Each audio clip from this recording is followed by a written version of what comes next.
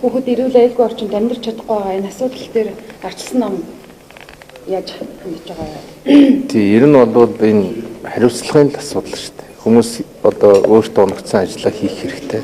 Тэгэхээр хариуцлага тооцдог ийм хөгжлийн төлөвөө бид нар гаргадаг болох ёстой.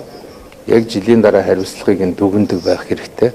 Жишээлбэл одоо аюулгүй чиглэлээр ажиллаж байгаа хүмүүс яах юм, хуулийн чиглэлээр ажиллаж байгаа хүмүүс яах юм, хяналтын хүмүүс нь ямар байх юм, байгаль орчных нь ямар байх юм, уул уурхайх нь яг ямар байх юм. Энэ төрөөс цалин авч байгаа хүмүүс яг жилийн дотор ямар үр дүнд хүрэх вэ гэдэг энэ хэмжүүртэй ийм одоо хөтөлбөрүүдийг бид нар гаргадаг тэр программыг л яаралтай гаргаж хүн болгон өөрийн гэсэн үүрэг даалгавартай болохгүй бол хүмүүс ажил хийхгүй яваад ахаар л нэг газар 30000 нөхөтэй болцсон байж шít.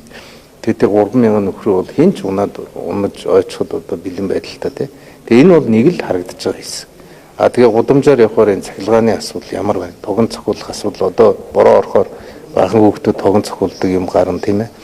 Гэх мэтлэн энэ яг аюулгүй чиглэлээр ажил хийж байгаа хүмүүс маань Монгол бол цөөхөн хүн амтай учраас маш тодорхой төлөвлөлт гаргаад хийвэл ард нь гарах байхгүй. Хамгийн гол нь цалгар байдал, налгаасан байдал, найрааны байдал, толгой илсэн байдал. Ер нь энэ төрийн албаа бид нар одоо цэвэрлэгээ хийж ажил хийдгүү хүмүүсийг зайлуулахгүй бол энэ асуудал шийдэгдэггүй.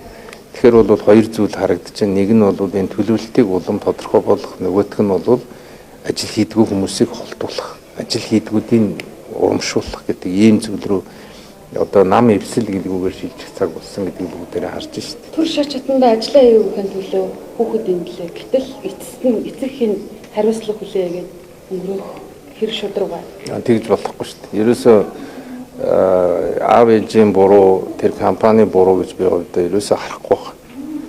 Эн чинь ингээд хин нэгэн хүн хэлэхгүй, хянахгүй, гүйцэтгэлгүй байхаар алдаа бол заавал гарна. Тийм учраас бол энэ алдаа гаргаж байгаа хүмүүсийг буруутгаад өнгөрнө гэдэг бол амар буруу шүү. Шат шатны хүмүүс нь хариуцлага алдсан тухайн хяналтан дээр байсан улсууд өнөөдөр ажлаасаа чөлөөлөгдөж дараагийн хүн ухаарах байхгүй. Би ажил хийхгүй чөлөөлөгдөх юм байна.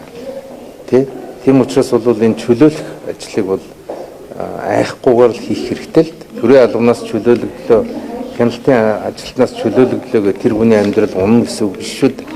Хамгийн гол нь төрөөс цалин авч байгаа бол гомсортойгоор ажил хийдэг тэр зүйл рүү бид нар яралтай шилжих шаардлага бол байна гэж ингэж харагдаж байгаа. Онцгойдлын аврах багаж хэрэгслийн хангалттай асуудал бол одоогийн засгийн газар гэдэг үеийн засгийн газрын бас хариуцах ёстой ажил шүү дээ. Тэгэхээр таны ажиллаж байсан засгийн газар дээр яг энэ чиглэлд хөрөнгө оруулалтын аль зэрэг төсөв тавигддаг байсан байна.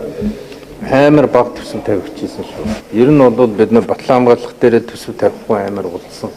Онцгой байдлын асуудлыг шийдэхгүйгээр урилдаж байгаа. Бид нар ганц нэг нислэг тэрэг авч өгсөн. Тэрийгээ бол амар том ажил хийчлээ гэж үздэг. Галкамондын машинууд авч өгдөг. Тэрийгээ амар ажил хийчлээ гэж үздэг. Гэтэл одоо орчин цагийн өндөр технологиудаар бид нар гал унтраах төрөл зүйлийн зүйл байна, юмс байна. Энийг авах ажлыг бол бид нар муу хийсэн. Ер нь Монголын төр энэ дээр их муу байгаа. Хаана буруугаа зөвшөөрөөд ажиллах хэрэгтэй болж байгаа хгүй.